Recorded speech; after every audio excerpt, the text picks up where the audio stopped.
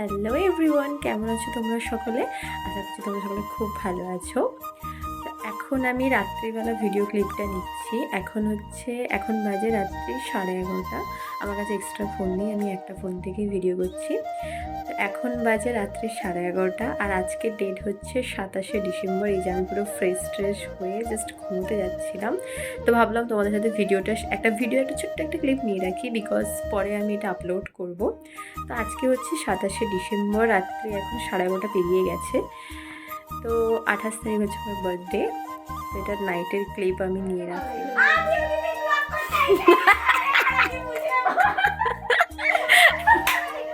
Good morning, মানে good morning নয়, এখন বাজে সকাল 10টা বাজতে যায় না, বেজে গেছে।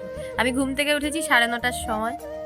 আরে বাবা, আমি দেরি করে ঘুমিয়েছি, 2:30-3টার সময় ঘুমিয়েছি, যার জন্য ঘুম থেকে উঠেছি 9:30টার সময়। সকালবেলা যখন ঘুম থেকে উঠি এইসব বাচ্চা পার্টিগুলো কই গেল? এদিকে অলরেডি উইশ কমপ্লিট হয়ে গেছে। আমি সেটা তোমাদেরকে ভিডিও দিতে পারিনি, কারণ আমি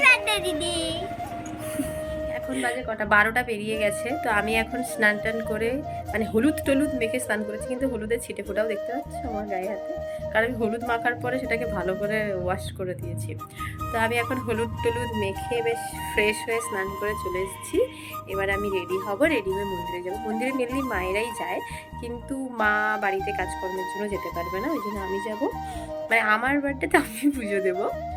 তো এখন মন্দিরে যাব, তার জন্য এখন ভেবেছি একটু হালকা করে শাড়ি পরবো, আর মেকআপ টেকআপ সেরকম করবো না। তো চলো রেডি হয়ে ডিরেক্ট তোমাদের সাথে কথা বলছি। তো এটা হচ্ছে আমার ফাইনাল লুক। আমি এখন যাব মন্দিরে, তার জন্য আমি শাড়িটাই চুজ করেছি। এই যে এই চকলেট কালারের শাড়িটাই পরেছি। আর এই যে আমার ফাইনাল লুক। আর এই যে ইয়াররিংটা দেখছো, এটা আগের বছর আমার বার্থডেতে আমার একটা ফ্রেন্ড আমাকে গিফট করেছিল এই ইয়াররিংটা। তার সাথে গলার সেটও ছিল, কিন্তু ওটা পরিনি, একটু বেশি বেশি। গপু হাই করে দাও, টাটা। আমরা সবাই যাচ্ছি এখন মন্দিরে, মা আসেনি, মার জন্য ওয়েট করছি।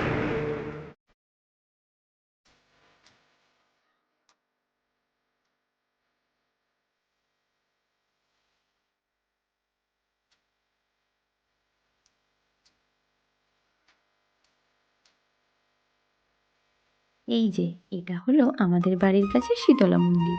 বাড়ির কোনো পুজো অনুষ্ঠান কিছু থাকলে আমরা এখানেই পুজো দিতে আসি। এখানকার ঠাকুর নাকি খুবই জাগ্রত। তোমাদের ঠাকুরের দর্শনও করিয়ে নিলাম।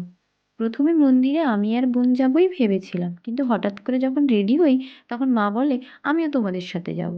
যেমন কথা তেমনি কাজ, দুম করে মাকে নিয়ে চলে এলাম। মা, ভাই, বোন আমরা দুজনে সবাই মিলে চলে এসেছি। এই যে প্রণাম করছি, দেখো এদের দুজনের দুষ্টুমি কমে না। দুজনে সবসময় এইভাবে মারপিট করতে থাকে, হয় এ ওকে লাগায়, না হলে ও তাকে।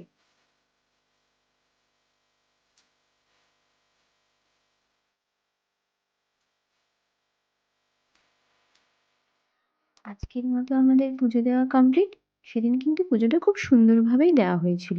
তারপরে আমি আর আমার বোনেরা মিলে মন্দিরের পেছনে চলে যাই কিছু ছবি আর ফটো তুলতে। আমি এখন মন্দির থেকে চলে এসেছি, এই যে আমি মন্দির থেকে চলে এসেছি। এবার আমি রেডি হব, বিকেলবেলা বন্ধুদের সাথে একটু বেরোবো, ঘুরবো, একটু খাওয়া দাওয়া ঘোরা।